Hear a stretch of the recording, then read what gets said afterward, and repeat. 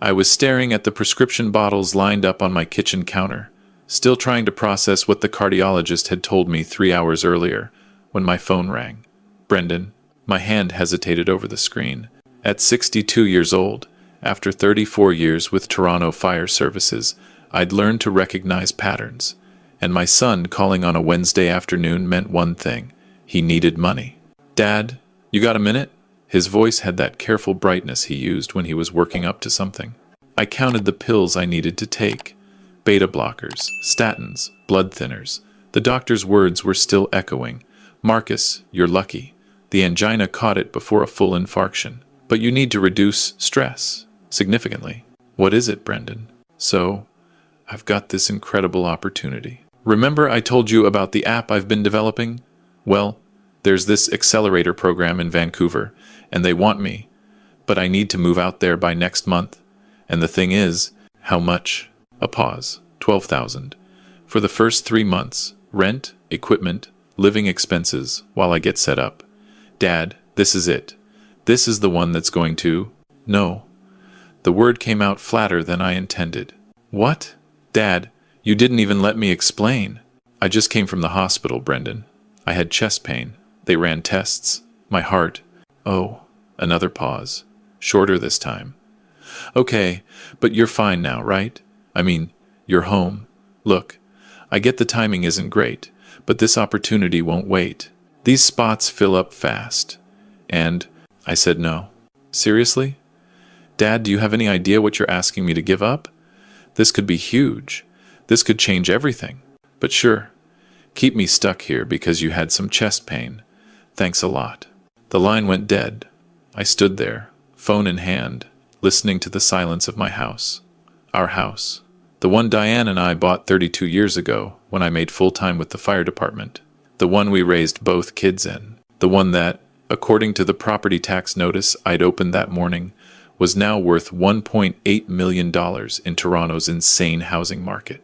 I sat down at the kitchen table, the same table where Brendan used to do his homework while I was on shift, where Rachel would wait up for me after night calls, even when she was little, because she wanted to make sure I got home safe. Rachel. My daughter was 25, working as a paralegal at a downtown firm, sharing a 2-bedroom apartment with 2 roommates in a sketchy part of Scarborough, because that's all she could afford on her salary. She'd graduated 3 years ago with student loans she was still paying off. Loans she'd needed because by the time she started university, most of the education fund Diane and I had set up was gone. Gone into Brendan's 5th year of high school, his first attempt at Ryerson, his second attempt at York, his semester at George Brown studying entrepreneurship, his coding boot camp, his photography phase, his personal training certification that he never used, his current reinvention as an app developer. My son was 28 years old. He'd started 7 different programs and finished none of them. He'd lived at home for the past 6 years, rent-free. He drove a car we paid the insurance on. He used a phone on our plan. And every few months, there was a new opportunity that required an investment. I looked at the pill bottles again. "Reduce stress," the doctor said. "Right." My phone buzzed. A text from Diane. "Just got Brendan's message.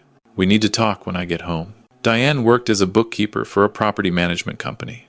She'd been there for 18 years, ever since Rachel started grade school.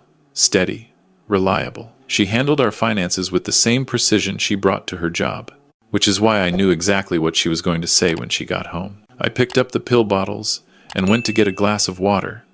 As I filled it from the tap, I caught my reflection in the window above the sink. When had I gotten so old? The gray in my hair didn't bother me, came with the job, but there was something else in my face now, something tired. The front door opened. Diane, home early. That wasn't good. "Marcus?" She set her purse down with the kind of careful control that meant she was angry. "Please tell me you actually told him no this time." I told him no. And he hung up on me. After telling me I was ruining his life, Diane closed her eyes, took a breath. I got 6 texts from him. 6. About how we don't support him, how we've never believed in him, how Rachel gets everything and he gets nothing. She looked at me. "Marcus, we've given him over $80,000 in the last 7 years." I knew. I'd done the math last month after his latest request for tuition money for some online marketing program. Ryerson tuition for 2 years before he dropped out. York for another year. The George Brown semester. The boot camp. The photography equipment he used for 3 months. The business startup costs for ventures that never materialized. Car repairs. Credit card debt. Emergency loans that were never paid back. $83,460. Meanwhile, Rachel had graduated with $27,000 in student loans because we'd told her the education fund was depleted. We'd promised to help her pay them off. But between Brendan's needs and our own retirement savings, we'd only managed to contribute $3,000 total. What did the doctor say? Diane asked quietly. Angina. Could have been a heart attack. They want me to reduce stress, change my diet, slow down. Slow down. Right, she laughed, but there was no humor in it. While our 28-year-old son calls you selfish for not funding his move to Vancouver. I sat down at the table again. Diane joined me. We created this, she said. You know that, right? This is our fault.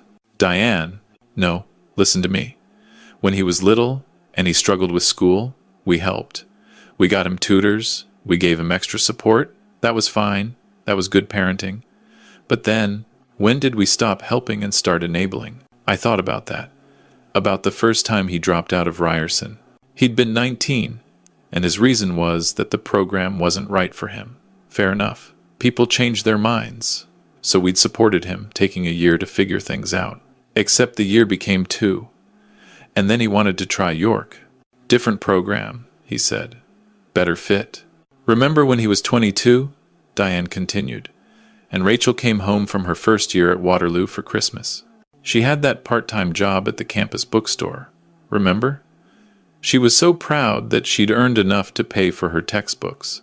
I remembered Rachel sitting at this table, showing us her budget spreadsheet. My daughter, 19 years old, planning out every dollar. And Brendan was upstairs playing video games, Diane said, at 10 in the morning on a Tuesday. And when I asked him about his job search, he said he was focusing on his personal development. And you know what I did? I made excuses for him. He's finding his way, I said. He's different from Rachel. She was right. We'd done that, made excuses. Because Brendan was our baby. Because he'd always needed more support. Because the world seemed harder for him somehow. But when had support become an excuse for him to stop trying? My phone rang again. Rachel, this time. Hey, sweetheart. Dad. Her voice was tight. I just got the weirdest text from Brendan. Something about you being in the hospital? Are you okay? This was what I loved about my daughter. Her first thought wasn't about Brendan's drama. It was making sure I was all right. I'm fine. Had some chest pain this morning. Went to emergency. It's angina, not a heart attack. They've got me on medication. Jesus, Dad. Why didn't you call me? I would have come to the hospital. It wasn't necessary. I'm home now. I'm fine. Okay, well, I'm coming over after work. Don't argue. A pause. What did Brendan want? $12,000 to move to Vancouver for some app accelerator program. Silence on the other end. Then, and you said no, right? I said no. Good. She sighed. Dad, I wasn't going to say anything, but you know he asked me for money last week? What? He called me. Said he needed $500 to pay for some certification exam. Said it was urgent, had to be paid by Friday, or he'd lose his spot. I told him I couldn't, that I barely make rent as it is. And Dad, he got mad, called me selfish, said I was making good money now and I could afford to help family. My hands clenched. Rachel, I make $42,000 a year, Dad, before taxes. My rent is $1,200 a month for a room the size of a closet. I'm still paying student loans. I can't afford Tim Hortons most days. And Brendan thinks I should give him $500? Diane was watching me. She could hear Rachel's voice, thin and frustrated. I'll talk to him, I said. Don't. Just don't. I'm used to it. Brendan's always been like this. The golden child who can do no wrong. I'm just tired of pretending it doesn't hurt that you guys paid for his education 3 times over and I had to take out loans. Rachel, that's not. I gotta go. I'll see you tonight. She hung up. I set the phone down, looked at Diane. Her eyes were wet. She's right, Diane whispered. Oh God, Marcus, she's right. We sacrificed Rachel's education to keep funding Brendan's. What? His journey of self-discovery? We didn't sacrifice. Yes, we did. The education fund was supposed to be split equally, 30,000 each. But Brendan went through his half in 2 semesters at Ryerson. Then we dipped into Rachel's half for his York tuition because he was so close to figuring things out. And then there was nothing left when Rachel needed it. I'd signed those checks, every single one. And every time, I'd told myself it was the right thing to do. Brendan needed more support. Rachel was capable. She'd be fine. She was always fine. But what kind of father was I that I made my daughter's capability a reason to give her less? The front door opened. Footsteps in the hallway. Brendan. He appeared in the kitchen doorway, and I saw my son properly for the first time in what felt like years. 28 years old, unshaven, wearing sweatpants and a hoodie at 2 in the afternoon. When was the last time he'd had an actual job? Not a gig, not a project, a job. I need to talk to you guys, he said. Brendan, Diane started, but he cut her off. No, you need to hear this. I've been thinking about what Dad said, and I get it. You're worried about money, but this Vancouver thing, it's not like all those other programs. This is real. This is my shot. Your shot? I repeated. Yeah. The app I've been building? It's revolutionary, Dad. It's going to change how people... Stop. I stood up. Just stop. What? Brendan, I need you to listen to me. Really listen. Your sister called. She told me you asked her for money. He shifted. It was just a loan. Rachel makes $42,000 a year. She lives in a room the size of my truck because it's all she can afford. She's still paying off student loans because when she needed help for university, we'd already spent her education fund on you. That's not my fault. You're right. It's not. It's mine. And your mother's. Because we kept writing you checks instead of letting you face consequences. Brendan's face flushed. So now you're saying it's my fault you can't afford to help me? I'm saying you're 28 years old, and you've never held a job for more than 6 months. I'm saying we've given you over $80,000 in the last 7 years, and you have nothing to show for it. No degree, no career, no savings, nothing. I've been investing in myself, in my future, by playing video games until noon, by dropping out of every program you start, by asking your sister for money when she can barely afford groceries. Oh, here we go. Rachel's so perfect. Rachel works so hard. Rachel never asks for anything. You're damn right she doesn't. I slammed my hand on the table. The pill bottles jumped. You know why? Because she learned she couldn't count on us. Because every time she needed something, we were broke from bailing you out. That's not fair, isn't it?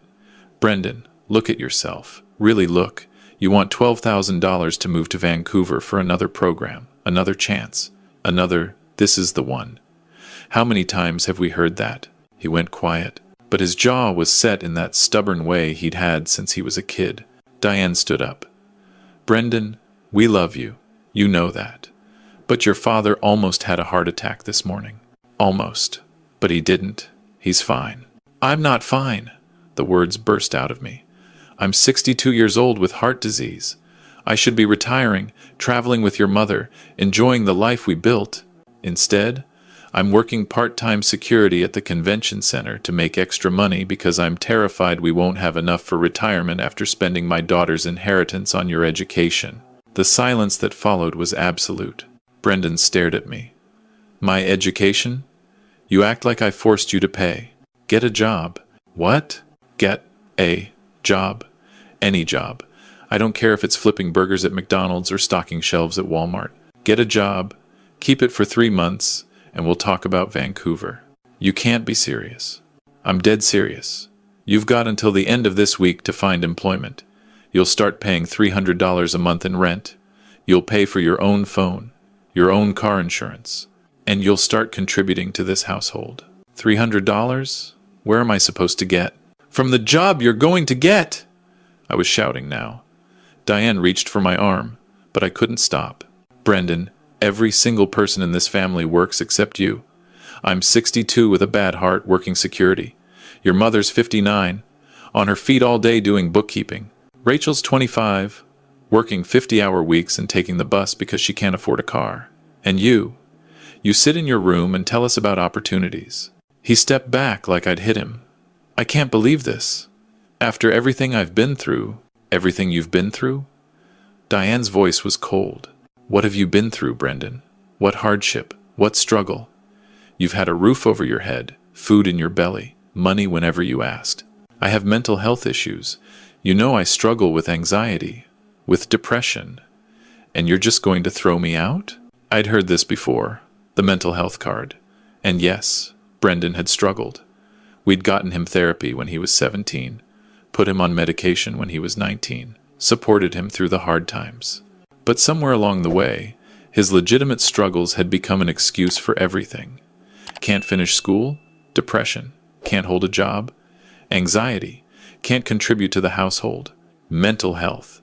Meanwhile, Rachel dealt with her own anxiety without using it as a weapon. "Nobody's throwing you out," I said quietly.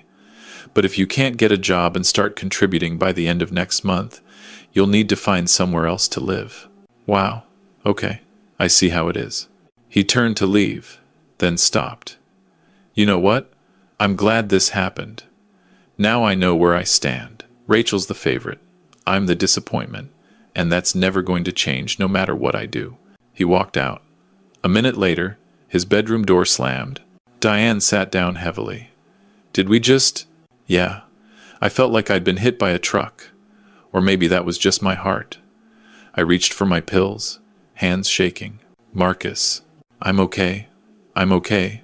I swallowed the pills with water. "I'm sorry I lost my temper. Don't apologize. I've wanted to say those things for years." She wiped her eyes. "Do you think he'll actually do it? Get a job?" "I don't know." We sat in silence. Outside, a streetcar rumbled past. Same route it had always been. Same sound I'd fallen asleep to for 32 years. Everything in this house was familiar. Everything except the man upstairs, the stranger, who used to be my little boy. My phone buzzed. "Rachel, just heard Brendan yelling. You guys okay?" I texted back. "We're fine. See you later. Want me to grab Tim's on the way?" I smiled despite everything. That was Rachel. Even after working all day, even after our conversation about money, she was offering to bring coffee. "My treat," I typed. "Get yourself dinner too. Use the card I gave you. 3 dots. Then, Dad, that card's for emergencies. Consider it an emergency. Your old man needs to see his daughter." "Okay. Love you. Love you too." Diane read over my shoulder. "You know, if Brendan sees you, gave her money for dinner. I don't care. She works hard. She deserves it." That night, Rachel showed up with coffee and a bag from the Thai place near her office. She'd gotten enough for all 3 of us, even though I'd told her just to get dinner for herself. We sat at the kitchen table, eating pad thai, while Rachel told us about her day. A difficult client, a filing error she'd caught that saved the firm from a potential lawsuit. Her boss hinting that there might be a raise coming in the new year. I watched my daughter. Really watched her. She was animated when she talked about work, even the frustrating parts. She had purpose, direction. She'd built a life for herself without a safety net, and she'd done it with grace. Why had I ever thought that was something to take advantage of, rather than something to celebrate? Brendan didn't come down for dinner. I could hear music through his door, loud, angry. "He'll get over it," Rachel said, reading my expression. "Will he?" "Eventually. Or he won't. Either way, Dad, you did the right thing." "Did I? I'm his father. I'm supposed to support him." "Support, yes. Enable, no." She set down her fork. "Dad, can I tell you something? When I was in 2nd year at Waterloo, I got really depressed. Like, scary depressed. Couldn't get out of bed some days. Failed 2 midterms." "What?" "Rachel, you never said." "Because I knew you and Mom were already stressed about money. About Brendan. I didn't want to add to that. So I dealt with it. I went to campus counseling. I figured it out. And you know what? I'm stronger for it. I learned I could handle hard things. She reached across the table and took my hand. Brendan never learned that. Because every time things got hard, you guys fixed it for him. And now he's 28, and he doesn't know how to fix anything himself. So, yeah, this is going to suck for him. But maybe it's what he needs. Diane was crying quietly. I'm so sorry, sweetheart. You shouldn't have had to go through that alone. I wasn't alone. I had friends. I had support. I didn't have money. And that's okay. It taught me to be resourceful.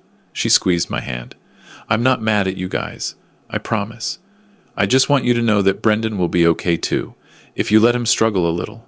After Rachel left, promising to call us tomorrow, Diane and I got ready for bed. But I couldn't sleep. I kept thinking about my daughter, 19 years old and depressed, going to class anyway because she didn't have a choice. While my son, the same age, dropped out because the program wasn't right for him. Around midnight, I gave up and went downstairs, made myself tea, sat at the table in the dark. The next morning, Thursday, I woke up early and checked my phone. A text from Brendan, sent at 3 a.m. I'm going to prove you wrong. That was it. No apology, no acknowledgement, just defiance. Diane saw it too. Well, at least he's motivated to prove me wrong, not to actually change. But I was wrong about that. Friday afternoon, Brendan came downstairs dressed in actual clothes.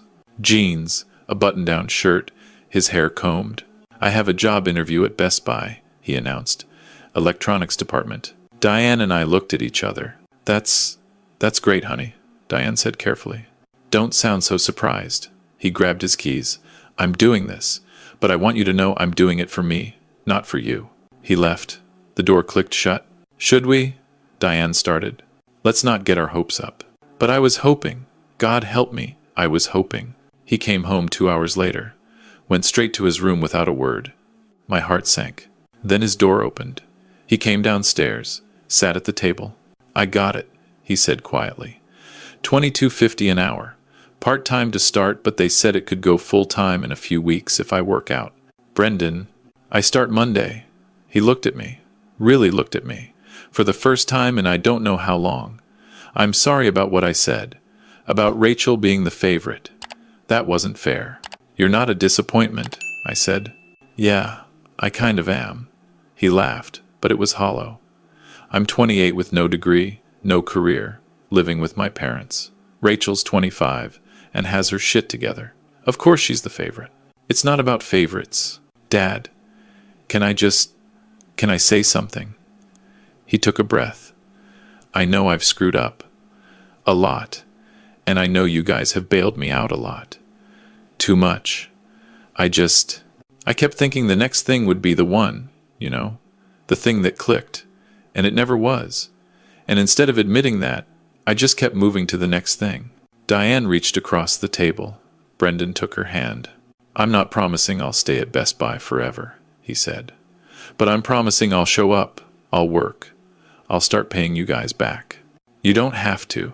Yes, I do. $300 a month in rent, like you said. Plus my phone, my insurance. I ran the numbers.